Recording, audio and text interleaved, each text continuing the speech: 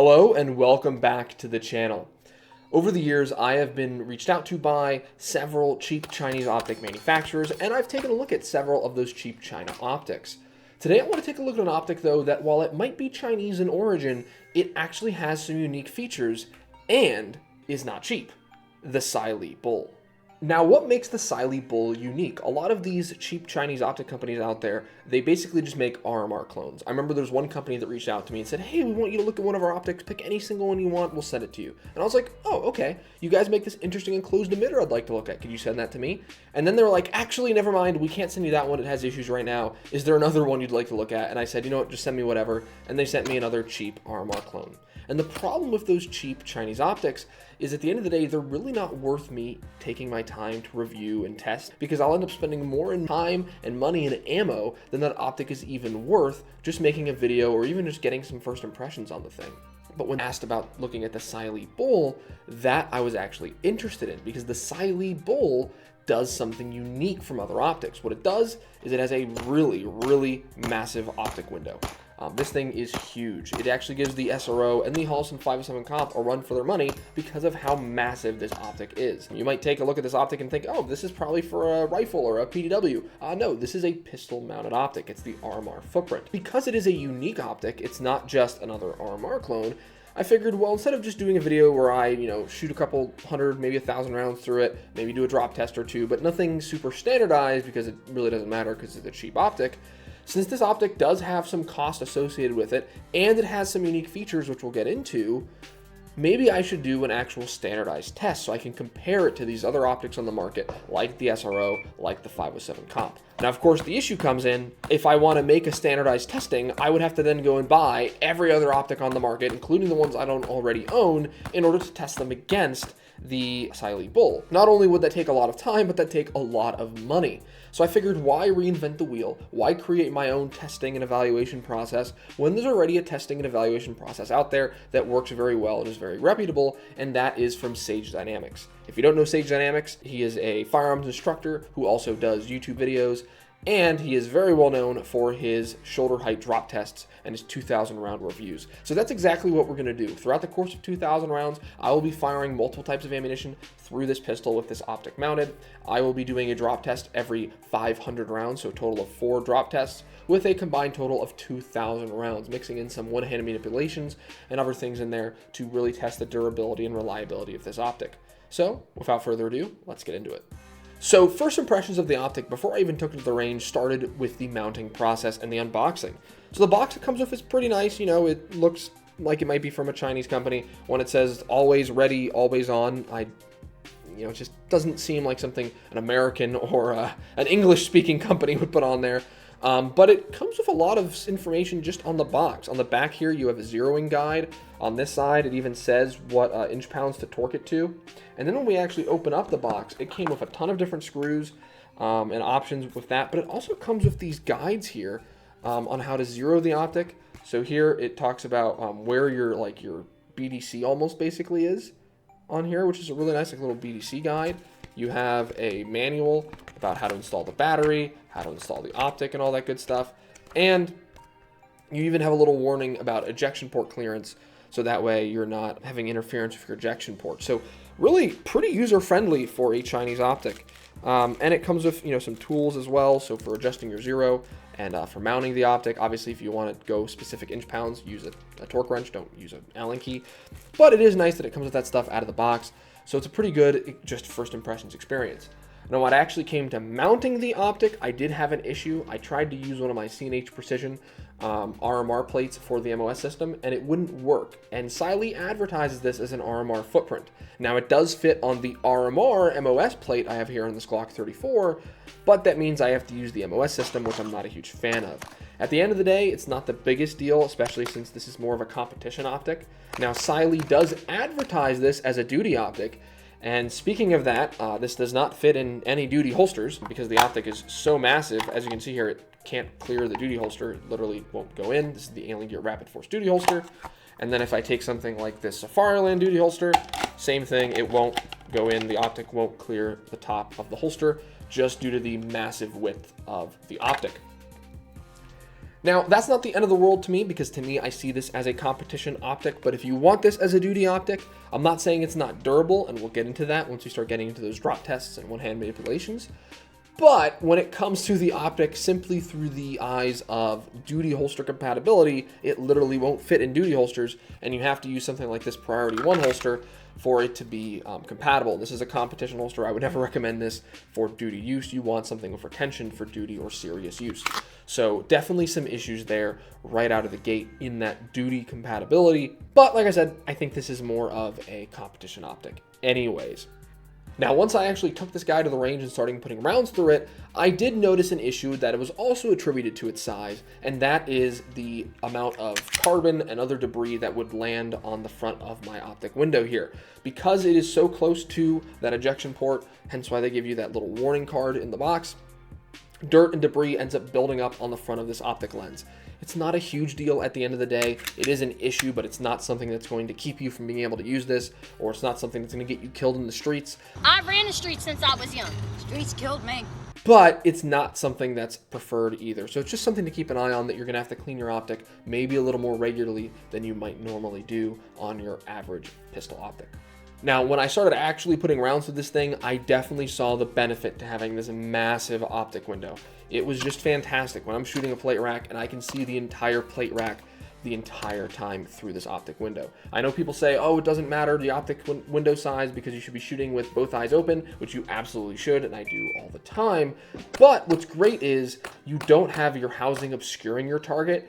And on top of that, you can actually see your dot the entire time. So from a training aspect, from a learning, from an improving aspect, well, I can constantly watch my dot. My dot never leaves the window. I think you'd have to be a very terrible shooter or shooting a very, very high recoil caliber in order to lose the dot in this window, just because of how massive it is.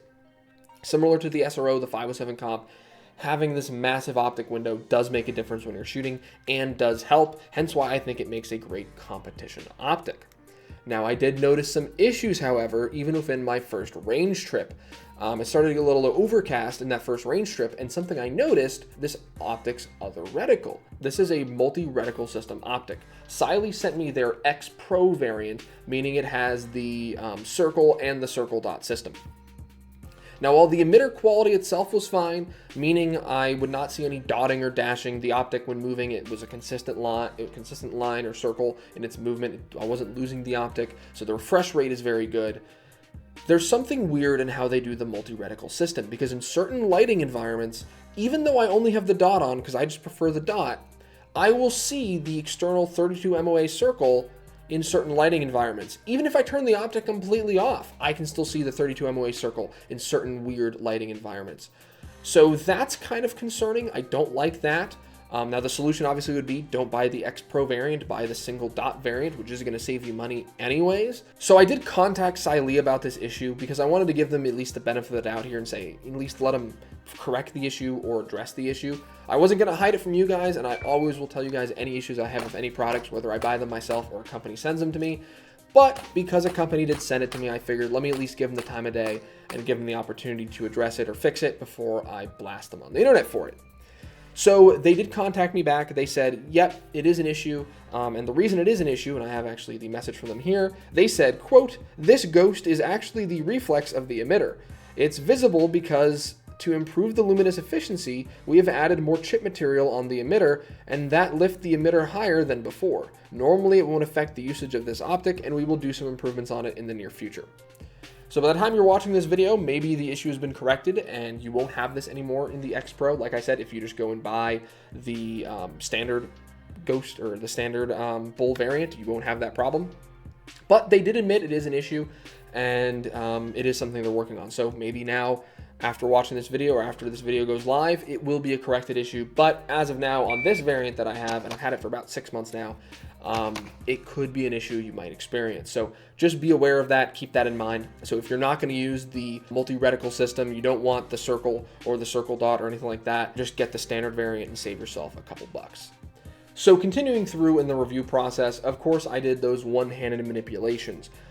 Using the optic body as a way to manipulate the slide, simulating situations where you only have one hand, whether you're injured, wounded, or simply have your other hand occupied. So I'm using the optic body and the optic face to manipulate the slide. Now, something I noticed with the design of this is if you look, the lens is pretty well recessed back. It still sits forward, but compared to this front piece, which I'm going to call its horns, I'm assuming it's called the bull because it has these two horns right here, one here, one here. These horns, one, do not connect to the lens. So this segment here is what houses the actual lens of the optic, and these two pieces sit independently of it. Yes, they do go to the optic body, so any shock or damage could transfer to the whole optic body, but they don't connect to the lens, so it can prevent any breaking or cracking of the lens when you're pushing up against an object, or if you hit against something that has a little bit of protrusion, it can maybe help protect the front of that lens. It also means when we're doing those drop tests, which we'll be getting into in a little bit, when I'm dropping it on object, the horns of the bull, so to speak, are actually absorbing that impact and preventing the impact from hitting the optic lens, which I think is a pretty cool and pretty smart idea, and lends to that uniqueness of the optic and the reason I wanted to do an actual full review of this in the first place, instead of just, shoot a couple hundred rounds through it and tell you what I think. Now, throughout those one-hand manipulations, didn't have any issues. The optic didn't come loose. The screws didn't come loose. Nothing came flying off, even though I was using a Glock MOS plate, and everything worked very well, manipulating the slide off the optic body. Now, of course, we get to the drop tests, right? The controversial thing that Sage Dynamics does that now I'm doing with this optic. And you might say, oh, this is a cheap optic. This is a competition optic. Well, like I said earlier, Cyelee told me to, well, not to my face, but in the message, told me this is a duty optic with duty durability, that it should be able to survive any torture test I throw at it, that any other duty optic would be able to survive. So that's why I went with the Sage Dynamics testing to make it standardized, or at least the best I could, with those shoulder height drop tests and the 2,000 round review process. So here is the first 5-round group after getting this guy zeroed.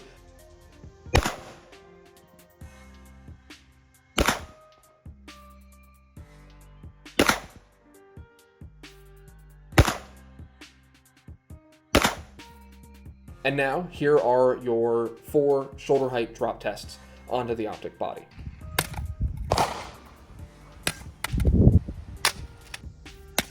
Now, the first couple drop tests, I had some paint transfer. You can kind of see here, there's a little bit of paint on the optic body because I was dropping this onto these painted metal plates on the ground. I don't have any concrete at my local range or any super hard ground other than just dirt. So I wanted something they'll put a little more impact on the optic body than that. So I use these metal plates. And on the last drop test, that's where I saw some visible damage with this chip right here to the one of the horns to the optic body here. There's actually a piece of metal that chipped out of the optic body. So with all that in mind, here is your final 5-round group, 25 yards, 0 confirmation.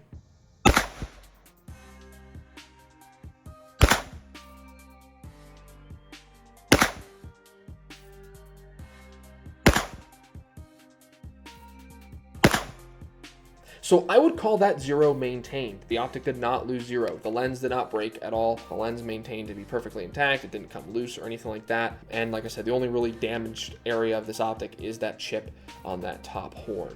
So durability-wise, in terms of a duty optic, it actually is durable. It meets what I would call duty criteria in terms of durability. Obviously, we have that holster compatibility issue where it's not going to fit in duty holsters.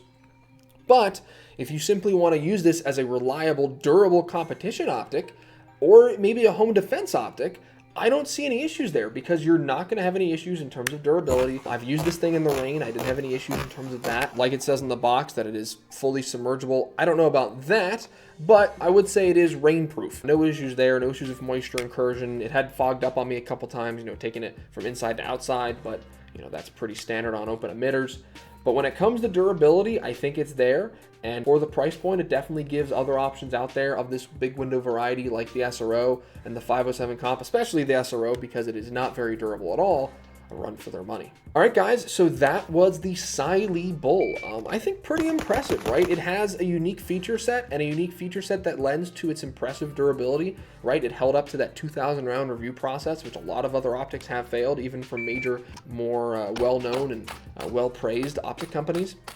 It has a 3-year warranty as well, which is pretty cool. So that's a pretty decent warranty. I would like to see a lifetime warranty. Most other optics out there have a lifetime warranty. But for the price you're paying for this and the fact that it is a Chinese optic, China. I'm surprised it has a warranty at all, to be honest. I think at the end of the day, this is a good offering for home defense or competition.